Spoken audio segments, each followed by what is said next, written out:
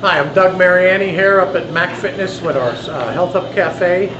You're watching Spread the Health on Gigs TV. A lot of things going on, a lot of things I want to talk about. First of all, I want to apologize. Last few days we've had to be pre-recorded. My wife took a week's vacation, and I took an easy week this week to spend some time with my baby doll. Sometimes you need to recharge your batteries. Sometimes you need to kind of ground yourself and dig in your roots and say, okay, I need a kind of a restart point. Life gets in the way, a million things flying on here and there. You definitely need to stop and refocus. A lot of things I do when I refocus and is a priority, and which we've done every day, my wife and I, is get to the gym, we've eaten right.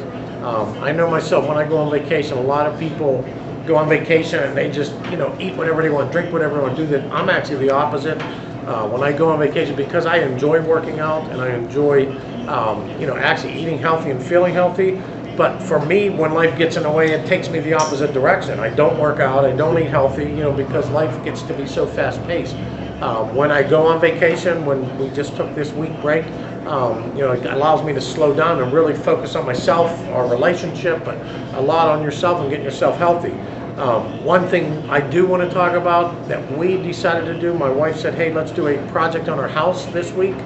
So we ended up putting a floor into a couple of rooms of our house, retrimmed everything out. She did a lot of staining, painting, and that got me thinking about projects. And we do a lot of projects, we work on a lot of projects. When you go to work, you set up your day in different projects and you knock them out one at a time. So why can't one of the projects be your health? To me, that should be the biggest project.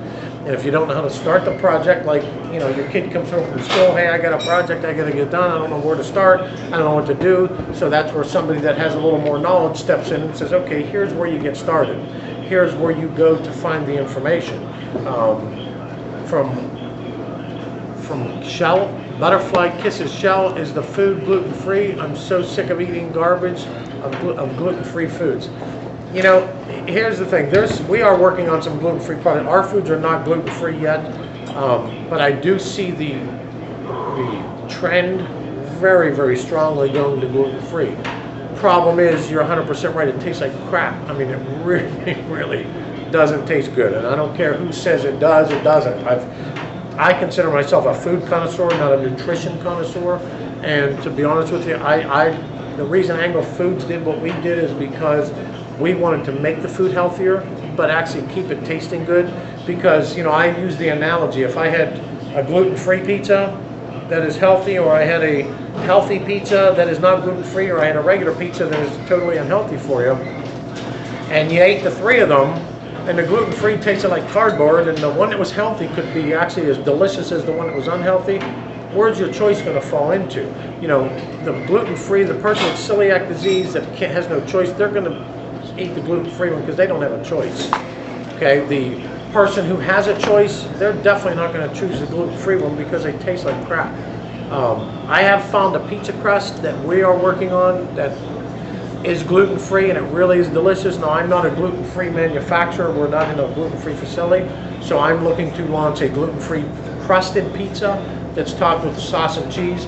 I understand the whole gluten-free thing, and I believe in it. I believe that gluten is very difficult for you to digest. I notice a big difference in my digestive tract in the way I feel after if I eat something gluten-free or something not gluten-free. I don't really focus a lot on gluten-free. I will just try and, on gluten-free products, there's a lot of things that have been around for a long time that are gluten-free. I mean, anything rice, they may not be made in a gluten-free facility, but they are gluten-free. I mean, rice doesn't have any gluten. They're using rice flour. Potatoes are gluten-free. They're using potato flour. So there's a lot of things you can eat that are gluten-free if you're trying to be on a gluten-free diet. You don't have to just look for gluten-free prepackaged products that are out in the market. So I would say research a little bit what foods are actually gluten-free and what aren't, and learn how to make some dishes on your own. I mean, we're working on a cooking class this Sunday, and I'm going to start teaching some different things. Right now, I'm going to call it Sunday dinner, for the lack of a better word, because I'm going to actually film it while my sisters and I are cooking our Sunday dinner, and we're going to show you some different healthy options and some unhealthy options, and maybe how to make them healthy. But as far as the gluten-free goes, it's kind of trial and error with your taste buds.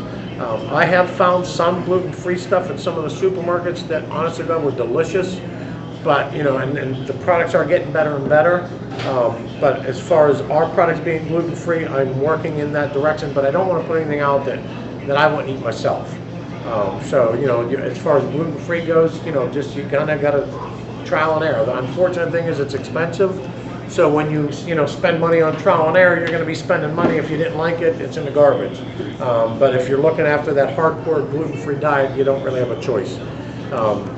Let me get back to the projects a little bit, and if gluten-free is one of your projects, then work it into your game plan. But when you're going to do a project, you map it out. You plan it. You don't just say, okay, we're going to we're going to put the floor in this weekend and have no clue on what to do. What you're going to do is, and I'm going to lose 30 pounds, and I don't know where I'm going to start or where I'm going to look for the right information. So I'm suggesting that make a game plan for yourself. Make a project to getting yourself healthier. Take a 3 months, a 6 month. We do a 90-day transformation, and for me, 90 days seems to be a very nice project term or time frame, because it's long, but it's not too long, and it's not too short to where you're going to bounce right back to where you started. After 90 days, like 30 days, they say your habits are changing. Well, 90 days, if you can go 90 days and set your project up for 90 days, maybe the first 30 days, if you want to put on muscle or lose fat or whatever it is, you project, okay, what do I want to do as part of that first 90-day project? My first 30 days, I'm going to focus more on, like in our transformation, some of the guys wanted to lose weight first. Okay, well, they lost 18, 19, 20 pounds that first month. Okay, well, that was stage one of your 90-day project. Okay, so stage two of that project is going to be, okay, you got your weight going in the right direction, your metabolism's burning the way it needs to be burning, you're moving forward, but now you need to start putting on some muscle, developing your muscle. The diet's been good, you know what I mean? And so phase one of your project is complete. Phase two is now put some muscle on. Continue to eat the protein, super high protein. Make sure you're balancing with 30 grams of fiber a day. Make sure your carbs, you start bringing your carbs down a little bit, but now you want to make sure you're consuming that protein. You want to start changing your workout a little bit, doing a little bit more shaping exercises rather than just strictly pushing exercises for thickness and strength.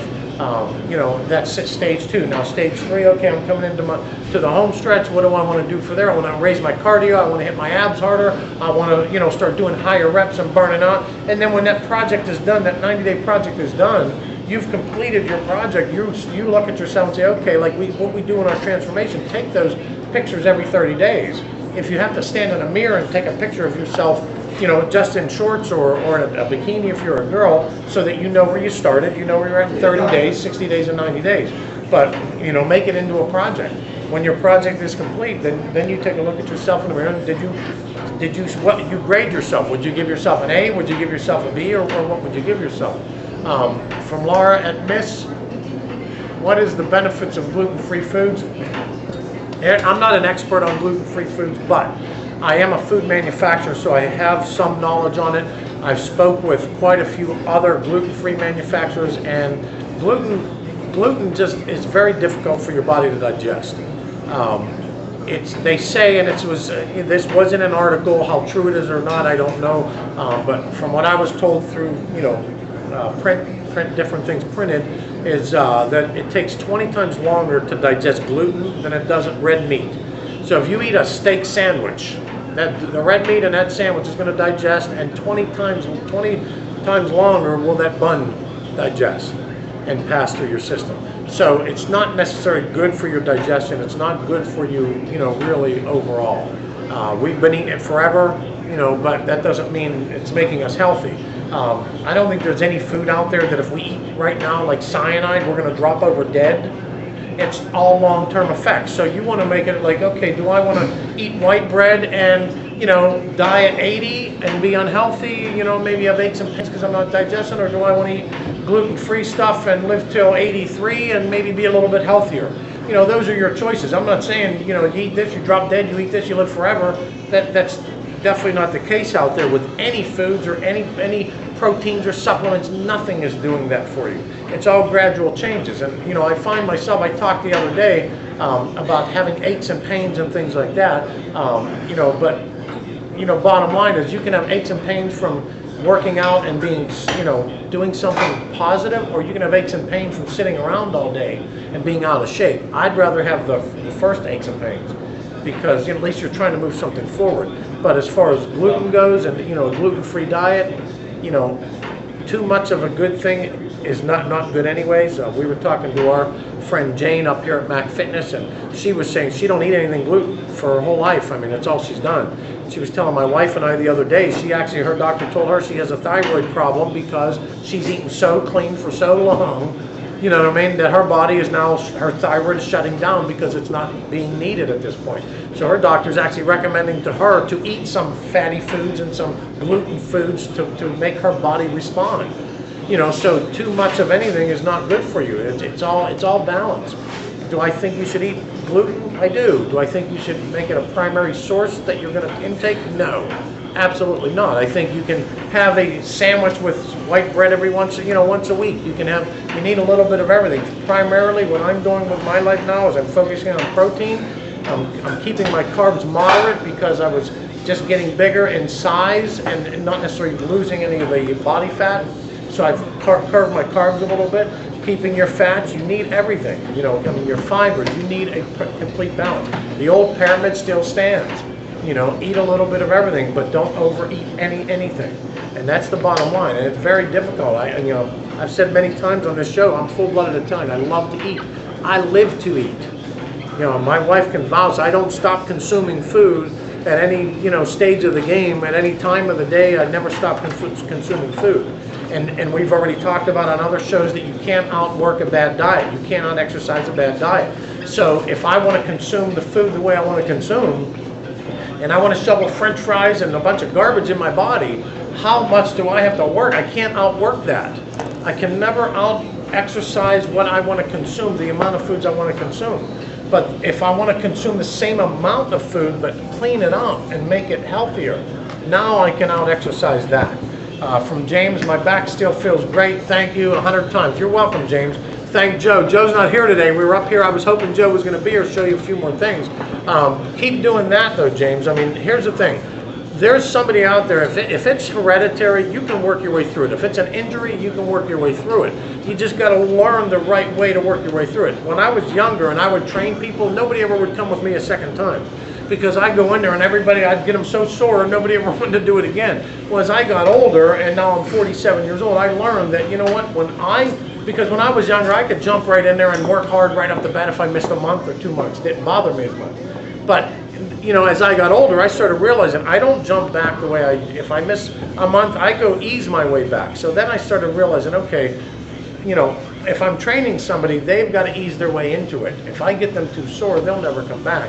So you just get slightly sore. So what Joe did for you was show you just the basics to get you started, to get that little bit of strength going.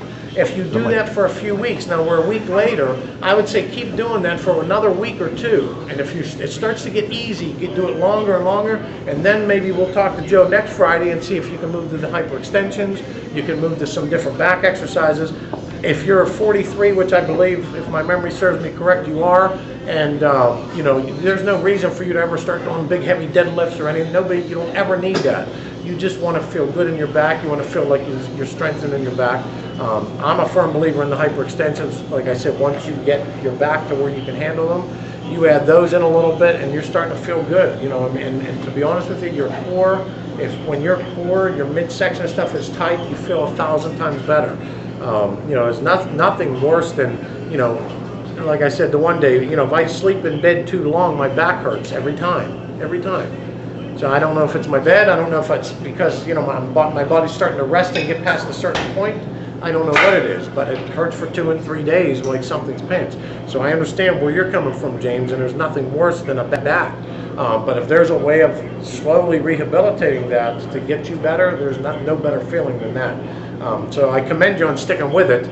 I'm glad we could help you. I don't claim to be a guru on health and nutrition. I know some of you think I am out there, or some of you have responded like I don't know what I'm talking about, and I don't claim that I do. I'm here to help somebody get started.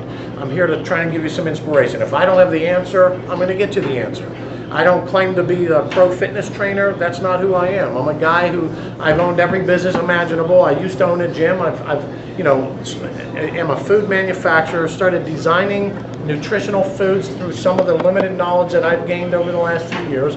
And now my choice and my desire is to start to try and help change the health of America.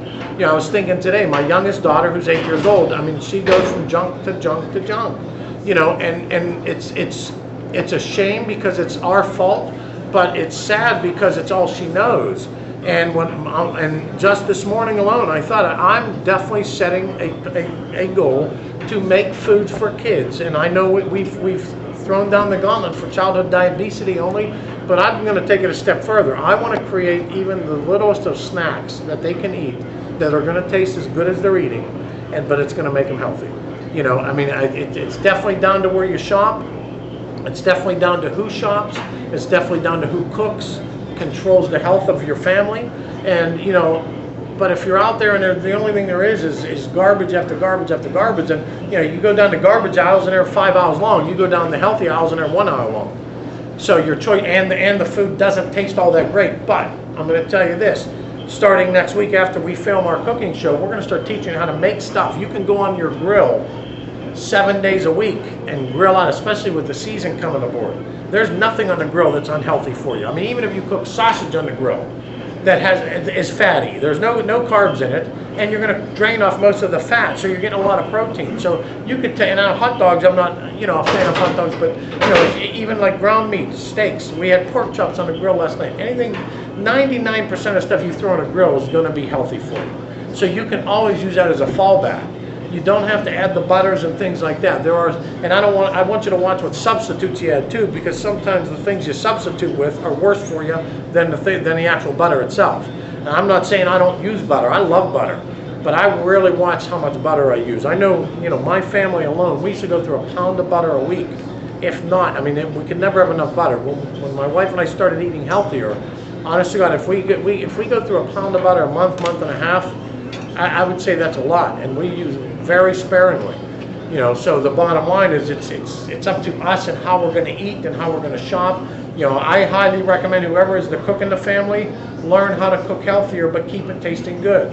One of the things I'm going to do on the show this Sunday is I'm going to do a grilled chicken parmesan. You can take a good sauce that's clean already, a grilled chicken breast, whether you grill it first or whether you just throw it in the oven with the sauce raw. They're both delicious and they both are very healthy for you. You find a real good cheese, whether it's natural or whether it's definitely no garbage in it, but find a good natural, I use a local homemade cheese company, but find something that's natural in your store and use a natural cheese. And there's nothing wrong with it. Don't eat bread with it. Those are some of the things that we've changed in our life at home. I'm being Italian, I lived for bread. You had to have bread at every meal no matter what. Honestly, it's very rare in the last, for sure, 6 months that we've even considered having bread at home, for the meal. And it does make a difference when you first are looking for that bread for something on the side, but to be honest with you, once you get used to it, you don't miss it. And you definitely feel a difference in your digestive tract. The bottom line is this: pay attention to what your body feels like after you consume food. You pay attention. If you worked your ass off today, okay, and you work 12 hours, you're damn right you'd be paying attention that my legs are sore, my back hurts, you'd be paying attention to what you felt like after you were done working a hard day. Well, pay attention to what you feel like after you just ate a cheeseburger with fries. Pay attention. Pay attention. If your stomach is upset, it's because you just ate a cheeseburger and fries. Just like if your back hurt after you worked 12 hours, it's because you just worked 12 hours. So pay attention to your body. Consume what's going to make you feel good. Pay attention if you ate something healthy. Boy, you know what? I felt pretty good about that. It's all in how serious you want to be to get your body going in the right direction. I'm just here to try and get somebody started. If I can help one person out there get started working out and moving their health, not even their weight, not even their physical, stature, but their health. If I can get one person's health moving in the right direction, then we did what we set out to do. I know in our transformation, everybody is just making incredible gains. We're rounding our 45 day mark, somewhere like that, almost halfway through. And everybody is doing great. And it's past that 30-day point where it's now becoming real habit to them. The one guy the other day, he lost 18, 19 pounds. I seen him at the gym. He said, "Oh, I cheated yesterday. I had pizza." He said, "But I'm going to work twice as hard today to." And you know I don't want to sound contradictory to myself, but when I said you cannot work a bad diet, you can't. But if he cheated one day out of 45, and mentally he's saying I got to work a little harder today, you know, realistically you can't work your way out of a bad diet. But you can definitely have a mental status to realize I ate pizza. I didn't feel great afterwards. I want to get back to what makes me feel good, which is the gym. So he wasn't saying I can outwork my pizza. He was saying that I want to go to where my comfort zone is, which is the gym. Not sitting in my chair, stuffing my face like a fat ass, watching whatever I watch every night, drinking my beer. That's not, his mentality has changed. So he's out looking for what makes him feel good, which is the gym. That's where you got to get to. It takes a long time. I don't want to say forever, but it doesn't take 2 days. If you're 150 pounds overweight and you watch an inspirational show 3 o'clock in the morning on TV that's going to make you lose 300 pounds in an hour, that doesn't mean it's going to work in an hour. It doesn't mean it's going to work in 2 days. It takes time. It takes the 2 days just get your ass up off the couch and say, okay, I'm too fat and lazy and I want to go do something now. So I get myself up and I say, okay, I got to have the desire. I want to set my project in place and I want to have the desire to finish a project. You bitch at your kid for not finishing their homework. You bitch at your kid for not doing this. You bitch at your kid for not doing that. How about bitching at yourself for not keeping yourself healthy? How about bitching at yourself for not following through on your project? How about bitching at yourself for not even making a project? How about that? See, we all point our fingers. I'm too busy. I'm too this. I'm too that. I'm too poor me, poor me, poor me. Bottom line is, we're all busy. I got to get up 4:30 in the morning some days because of my wife's schedule night if I want to get the gym in. Guess what I do? And my wife and I alternate. So there's ways of making adjustments. I don't care what time you start. There's a million 24-hour gyms out there.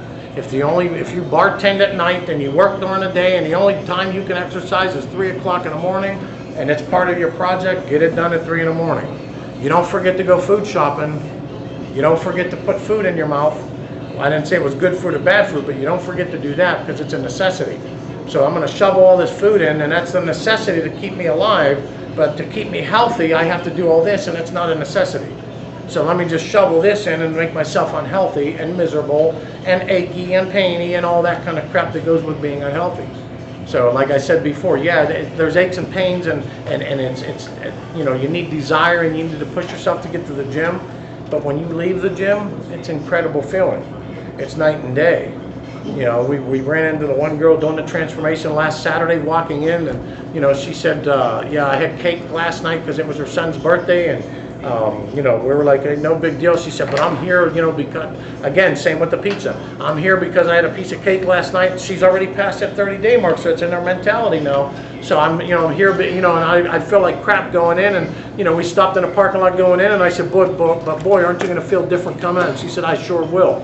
Sure enough, leaving, she was in a whole different world, a whole different frame of mind. You know, it's getting started that counts. I mean, it's getting started that's the hard part. Once it's part of your routine, it's easy. You know, once it's part of your routine, if you stopped at Starbucks every morning for coffee, and it was part of your routine, half of it is that the caffeine is somewhat addictive, and the other half is that it's part of your routine to stop there every day. So to not stop, you'll feel like you missed something. Well, if you get working out as part of your routine, and then you miss a routine, you're going to feel like you missed something. That's the point you got to get to. You know, if you stuffed your face with a pizza every night at 6 o'clock and you missed your pizza tonight, you'd feel hungry for your pizza. So make your habits a healthy habit. Make your habits good instead of bad. Make the right choices instead of the wrong choices. And it's tough. It's probably, eating to me is the toughest addiction, the toughest thing to do. I mean, all the bodybuilders, all the athletes in the world, the hardest thing, in my personal opinion, isn't going to the gym. It's controlling what you put in your body. That's the hardest thing to do on a consistent basis. You know, so you got to start with the diet and then get to the gym. Get your health right. Get your blood flow right. Get your. I don't ever tell anybody go and start lifting weights. You know, I tell somebody, do your diet, write down everything you do. The first week you start any kind of diet, write everything you take down, write everything you consume. And then figure out what you're taking in, and fats and calories and proteins. Figure it out. Then say, okay, my first part of my project is I'm going to figure out what I'm consuming. Second part is I'm going to make adjustments to what I'm consuming while I start doing some cardio work. And I'm going to get my blood flowing while I take into control or get under control my consumption. And then you start moving in the right direction. It takes, honest to God, probably a couple of weeks for, you look at it this way, if you're eating bad for 10 years, and all of a sudden you want to start a diet today, do you really think it's going to take 2 days to stop the snowball that has 10 years of momentum moving in this direction? It's going to take 2 days to stop the snowball and start pushing in the other direction?